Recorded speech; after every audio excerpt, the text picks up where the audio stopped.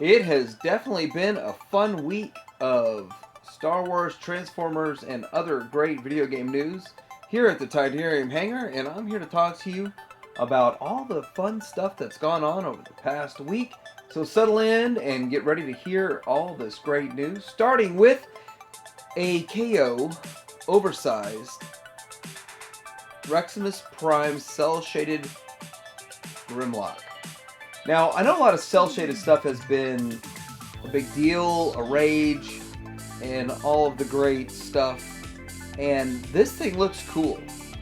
It's a TF Show Z and TF Direct both have them for like $100, and I'll try to link that for you down below.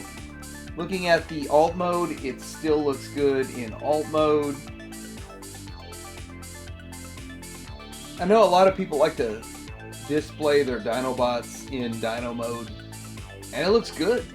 And I'm wondering if, like, they kind of blurred out the Autobot symbol. Does it come with painted on tampographed Autobot symbols? That'd be cool. But yeah, here's another picture. You know, a lot of these pictures look like renders, so I do appreciate pictures that are the actual product, so you kind of see what you're getting there. Next up, I want to talk about MMC's Swindle, which MMC's putting out a Bruticus that's supposed to be almost as big as Zeta's. It's going to be about an inch shorter than Zeta's. And it's going to look pretty decent, but then again, it doesn't use the parts forming. But we're not going to worry about the combined mode. We're going to worry about more of just this Swindle. And people talk trash about it like it doesn't look good. And I don't think it looks bad. I think it looks better than what Zeta gave us in robot mode. I don't really know how this is going to hold up in combined mode, which in the end, if you're getting a combiner, the combined mode is the most important in my opinion. So if you want to get one for combined mode and keep Zeta in combined mode, and then have another set in robot mode, well, that might be where this comes in. But in my opinion, I really just care about combined mode. So I'm sure you heard about the KBB version of this Devastator, and I'm going to be reviewing that here in the next few days. And it's come in. It is actually the same size as the Combiner Wars figures, and so what makes it a great deal, like $50, you're going to get this thing, and it'll fit in with your Combiner Wars. And it really never made sense that they made the original Combiner Wars so big and didn't fit in with any of the other Combiner Wars figures. So now that you can have like a whole set of the 15 Combiner Wars figures and the combiners, and then have a Devastator that makes sense, well, that I guess makes dollars in the end. Okay, so this is Xena, and it's not a warrior princess. This is the MMC's recolored version for the TFCon that's coming up here in a week or two. And I'm going to share my beliefs about the mold. I think the MMC RC mold is too small to be an RC. I have recently watched a show, it's actually season 4, Headmasters, where RC is almost as tall as Optimus Prime. And so for me, Toy World is the best representation because the height is almost there. She's still too short to be RC based on the cartoon and all of what we know. Now this thing almost is legend size or deluxe size. I don't know. It's just too short. It will not fit. But if you say it's a different character, then in my mind it could fit with Xena and the coloration and all that. But it wouldn't make sense for me to get a really tiny version of RC like MMC made in the first place. So I do think the figure is actually pretty solid, and both modes look pretty good. So there's that. So here is the Siege Impactor, which looks like a big retool of so Impactor looks like a retool of Blot, but I might be wrong on that. So whatever. Anyhow, it's kind of cool looking. They got some pictures out of it, and there it is doing its thing. And I believe it's a deluxe size. And there he is in the packaging, and that should be hitting stores soon. I have to say, I'm impressed how Hasbro keeps new stuff on the shelves for the Transformers line, but yet you go and you see nothing for the Star Wars line. So I know it's not really Transformers related, but I'm gonna squeeze this in here. But this is a Voltron from the Fantasy Jewel, and Fantasy Jewel Voltron is coming out now with a full set. It's not a box set, it's all individually packaged, which leads me into a Fans Toys combiner discussion down the road, the way that this is being handled.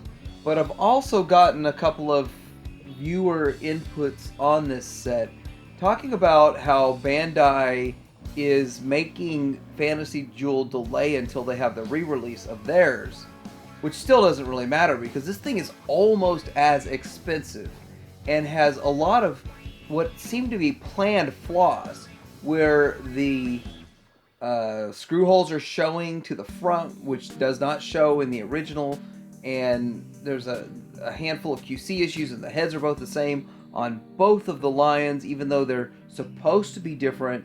And so there's a lot of things which you could say are shortcuts they took, but I think it's more like measures they took to keep Bandai off their back. But it all makes sense in the end. But how are you going to get it's $299.99 for the official that's going to be 5 times better quality than this, and this is going to come out at $279.99. So for $20 more if you got the original. But Bandai doesn't produce enough for everyone that wants it to get it. So it's a huge frustration of all collectors.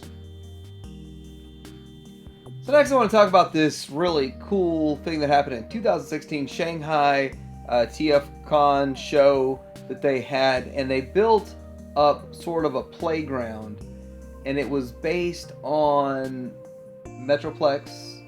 Fortress Maximus. And it's really cool. It's one of those things that you don't see very often. So here in the States, like, we don't go all out for stuff like this, but overseas, Japan, they do stuff like this that's just blows your mind over the top. Amazing. And this slides for the kids, and there's more play features that we probably don't even know. But it looks really good. It's something I'd like to have in my backyard, to tell you the truth. I wouldn't mind edging around that. And the back of it even looks amazing. It looks as if it belongs there. It's like this is the actual Fort Max transformed up. And I don't know how many days it took them to build it and then break it down, but I think it's really cool, and it would be awesome if something like this happened around here. There's another angle of them working on it. Very impressive, very detailed. So, the rumor on the street is the Siege Omega Supreme is now being delayed by almost 2 months. Now, I'm glad that they tell us, so we're not just sitting in the dark wondering, like third parties do. Hey, it was due out last November, and here we are, about to lap up another November, and it's still not released. We're talking to you, X-Transbots Virtuous. But the Siege Jetfire has come out, and everybody loves it. It's great. Like, there's not been one negative review of that thing. And I think it's in 2 parts because of the price point of $80. At $80, you get a lot out of it. It doesn't compare to a Phoenix, but Phoenix is $220 to $400. So with that, this thing here is a $160 figure. Now this is going to be under more scrutiny, in my opinion, at $160, because for $235 you're getting masterpieces. In fact, there's some Wei Zhang, I've seen them sell like $180. So if this doesn't measure up to Wei Zhang, then it's really gonna kind of lose in that regard, in my opinion. So let's talk a little bit about some Legends stuff. Now, I don't talk enough about Legends stuff because I've been fighting it off with every ounce of my being, and I think I might be a little bit out of energy to keep fighting that thing off. Legends are there, and it's just hard to just get away from it. It's hard to ignore it, but it's there. And so New Age is putting out a 3-pack for $55 from Shozi or TF Direct, and actually they both offer discounts too, so you get it cheaper than that. But that comes to $18 a figure or so, and that's not a bad price. And then to look at them, they do put Hasbro's to shame.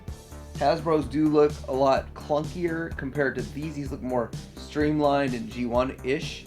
So I have to say that, they are about double the price of Hasbro's, but they are triple the quality. I may even go as deep into doing a side-by-side comparison with Hasbro with all of each iteration of their figure, because it does look so good. And Hasbro looks good too. I mean, I was blown away by the level of detail Hasbro put into theirs for a $10 figure. But then when you're doubling the cost on it, it's kind of like, where does that go? And then in the height size, I don't even know exactly how tall they are. But anyway, it's interesting, and I was kind of excited when I saw it. Next up, I want to talk about Super Impulse World's Smallest Transformers line. Now, this is a line of about 1.5 to 2 inch figures that are non-transformable, sort of similar to what we saw in the early 2000s with the Heroes of Cybertron. If you don't know what Heroes of Cybertron is, just look it up. They're pretty much the same thing as this. They don't transform, they're a little bit posable, not highly posable, and they're very, very, very small. But I think these are smaller than the Heroes of Cybertron, and it's kind of cool, and it depends on the price point. Like, I would see these at $5, but I don't know the price point. But I could see at $5, they'd be worth it, and that's kind of along with the constructs. But now I was in a little conversation online with some of the viewers, and I accidentally said that I heard there was some 6-inch Joes, but I typed in 2-inch Joes and got people excited. Well, turns out there it is. This Super Impulse World's Smallest Transformers is doing Super Impulse World's Smallest G.I. Joe, and looks like we get a Snake Eyes from the packaging, and we're gonna get a Roadblock from the figure. So that looks pretty cool. I'm actually kind of excited about it. I know I've sold off the majority of my G1 Joes, so I could pay for other things that I'm more into. But the reality is, Joe still holds a big place in my heart. So we're going to transform into some Star Wars news here, and I know that Star Wars has been kind of light, but I promise to make it a little interesting for you. So the first bit of news I want to put in here is that we're starting to see the next wave of the Black Series show up. And I pre-ordered Chopper because he was like $17, and then I pre-ordered the Death Star Gunner. And I gotta say, they're starting to ship. And I'm kind of excited about the fact that they're shipping, but I'm kind of scared because my Yak Face, and I think I told y'all last week, showed up. One showed up good, one showed up mangled. I was really disappointed in that. So I hope they show up in better condition than that. But with Star Wars already just dwindling, why would you destroy the product that you're sending these people? It makes no sense. And Amazon, I think they're just looking at it as their job. People are like, this is just get it in the box. But it doesn't really make sense. Why would you not take care of everything? I've ordered from Amazon for a decade plus, and I've never had as bad a shipping problems as I've gotten lately. So next bit of news, there's floating around that the new Rise of Skywalker movie is going to solve the whole issue of raised parents. But I'm going to tell you that I never felt like what Kylo Ren had to say about raised parents had any bearing on the truth. So the problem with Kylo Ren's explanation is that how does he all of a sudden know everything about Rey? He can read her whole mind, but she doesn't even know. So how could he get it from her? So the reality of it is he made it up, and he was trying to deceive her, just like Palpatine did, just like all the other Sith do. Trying to deceive her to get her over to his side. And that really is the explanation of it. But I was thinking about doing a video of my top 5 reveals that I think will happen in the Rise of the Jedi. So let me know if you think that's interesting, because it seems like nobody seems to care about Star Wars at all anymore. It really feels like that. I put a Star Wars video out the other day, and nobody cared about it. And then last week, nobody cared about it. And then 2 weeks ago, nobody cared about it. It's like Star Wars is dying, and although it is about 1,000 times bigger than Transformers, Transformer fans care more about Transformers than Star Wars fans care about Star Wars. these days. So we'll see what happens with that. And to end this on a lighter note, a lot of people keep saying that I keep throwing DeLoreans in my videos. I don't know where they get that from, but anyway, this is a cool picture I found years ago when I was looking for a stroller for my kids, and I found this stroller, and I thought, wouldn't it be cool to have a stroller like that for my kids? But anyway, let me know what you think about the news. Let me know if there's any news that you heard this week that you thought was surprising. Well, of course, like and subscribe, and Tidarium Hanger out.